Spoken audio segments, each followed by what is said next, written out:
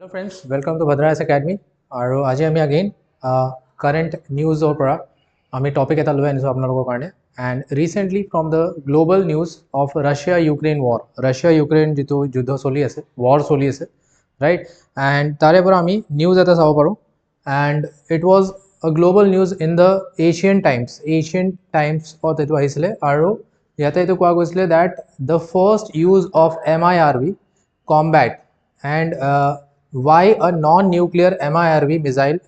has shocked the world. So MIRV basically কি হয়? So ইয়াতে এইটো কথা এইটো আছিলে যে ইউক্ৰেইন আৰু ৰাছিয়া ৱাৰত ৰাছিয়াই এটা ইণ্টাৰকণ্টিনেণ্টেল বেলিষ্টিক মিছাইল লঞ্চ কৰিলে আৰু য'ত MIRV টেকনলজি ৱাজ shown. ঠিক আছে, আমি চাম এতিয়া, আমাৰ ওচৰত ক্লিপো আছে. So parallelly এইটো লিংক কেনেকৈ হৈ আছে with the recent news of March 2024 to India কি কৰিছিলে টেষ্ট ফায়াৰ কৰিছিলে the Agni 5 ballistic missile with multiple warhead technology under mission Divyastra. So সেইকাৰণে এই দুইটা নিউজে লিংক হৈ আছে from November to March, right? So আমি বুজিব চেষ্টা কৰিম যে what is exactly happening here, right? From the exam point of view also আৰু India's security reasons of পৰা. First of all তো আমি Russian technology বুজিব চেষ্টা কৰোঁ. Basically Russian technology নহয়, it is a technology which everyone uses আৰু ইয়াতে বেসিক্যালি হিহঁতৰ যেটো মিসাইল আছে মিসাইলৰ নামটো হয় that is oceanic মানে হেজেল ট্ৰি হয়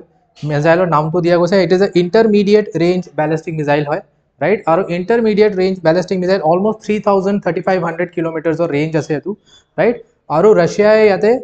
multiple warheads ভৰাই থৈ দিব পাৰে so এটা মিসাইলৰ প্ৰায় বহুত কেটা বম্ব পেলাই দিব পাৰে and basically এটো আমি এটা ডিজাইন এটা চাই আছো in this the missile is in two stages first stage second stage আৰু ইয়াতে warhead তো থাকিব right আৰু ইয়াতে মিসাইল তো যেতিয়া লঞ্চ হ'ব তো ফাৰ্স্ট স্টেজ তো obviously ওপৰলৈকে লৈ যায় তাৰপিছত ফাৰ্স্ট স্টেজ তো বেলেগ হৈ যাব সেকেন্ড স্টেজ তো আৰু আগলৈকে লৈ যাব right and এটো যেতিয়া in due course of time আগলৈকে গৈ পেলাই এটো কি হৈ যাব বেলেগ হৈ যাব right and তাৰ পিছত যেটো MIRV বাস হয় MIRV মানে ইয়াতে মাল্টিপল টা বহুত কেটা বম্ব আছে right ইয়াতে আপনি বেসিক ক্লিয়ার পিকচার চাব পাৰে এন্ড এটো কি হ'ব এটো আকৌ ঘুৰিব কিয় যেতিয়া ঘুৰিব মানে এটো বেলেগ হৈ যাব ঠিক আছে ৰাইট সো ওয়াৰহেডস বিলাক বেলেগ ফালে য'ত টাৰ্গেট দিয়া আছে হেফালে এনেকে স্প্ৰেড হৈ পেলাই পৰি যাব এন্ড যেতিয়া তললে পৰিব সো ইয়াতে আমি চাই আছো থ্ৰাষ্টাৰ্স আছে এটো ঘুৰাই দিব ঘুৰাই পেলাই এই গুটে ওয়াৰহেডস বিলাক বেলেগ আৰু এটো আউটাৰ স্পেসতে হ'ব আৰু ওয়াৰহেডস বিলাক বেলেগ জায়গা য'ত এটো টাৰ্গেট কৰা গৈছে মানে আৰ্থৰ এটমস্ফিয়াৰত সোমাই পেলাই তললে যাব.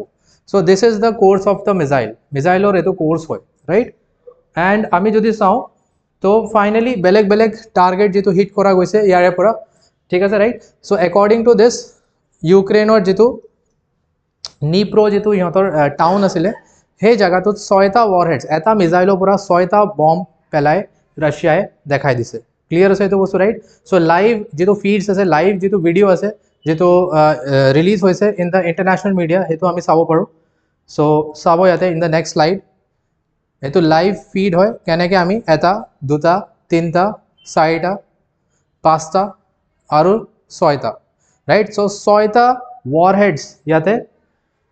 লঞ্চ কৰা গৈছে with a single missile right so eto to Russian technology hoy gol aru it is a very dangerous technology sobor sort eto nai right with the limited number of countries only they have this aru India also eto ase so therefore amar current affairs yar par arambh hoy je India also basically ki ase thik ase right so exam point of view karone India also this is required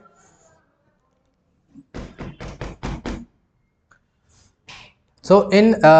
India also Agni missile series ase aru Agni missile series ot amar sot MIRV technology ase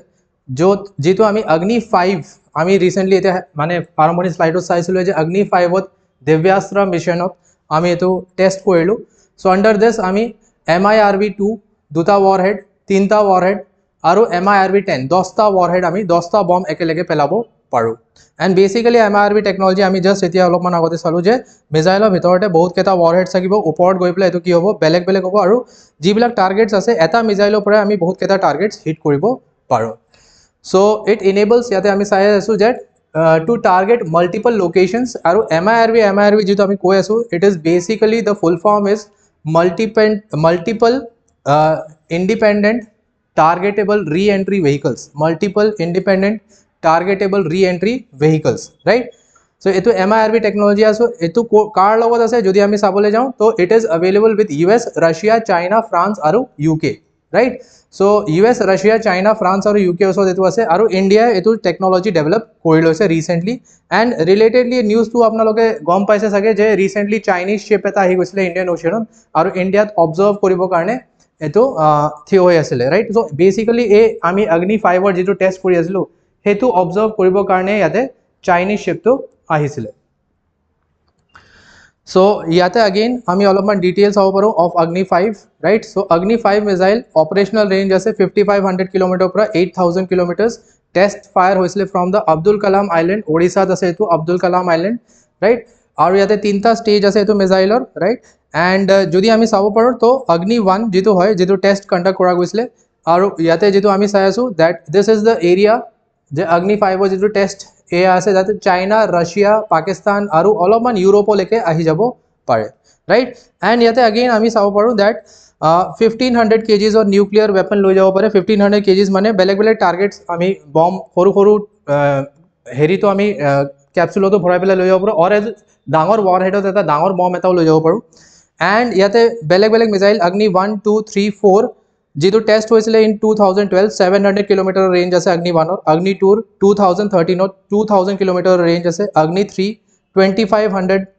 kilometre range আছে 2015 test হৈছিলে আৰু অগ্নি 4 2015 test হৈছিলে greater than 3500 কিলোমিটাৰৰ এইটো range আছে,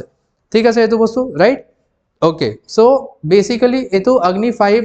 since আমাৰ ওচৰত আছে তো সেইকাৰণে ৰাছিয়া নিচিনা ইণ্ডিয়া ওচৰতো এইটো কেপেবিলিটি আছে যে ইণ্ডিয়াই MIRV টেকনলজিটো ইউজ কৰিব পাৰে আৰু আমাৰ যিবিলাক এনিমিজ আছে, এনিমি মানে যোনে আমাৰ বেয়া বিচাৰি আছে বা যাৰ লগত আমাৰ অলপমান যদি প্ৰব্লেম হয় তো India can ৰিটালিয়েট in such a time, ঠিক আছে, ৰাইট। সো সেইকাৰণে sometimes power is the best tool to maintain peace এনেকুৱা কোৱা যায়। So this is the best example that India has the required power. So I hope that you have understood the topic very well. So আমাৰ ওচৰত ICBM আছে, ICBMৰ লগত অগ্নি 5, অগ্নি 5ৰ যেটো MIRV technology হয় হেতু হয় that is দিব্যাস্ত্ৰ, ঠিক আছে। So I hope you have understood. কিবা ডাউট থাকিলে ডেফিনেটলি কমেন্ট সেকশনত ক'ব। Thank you so much.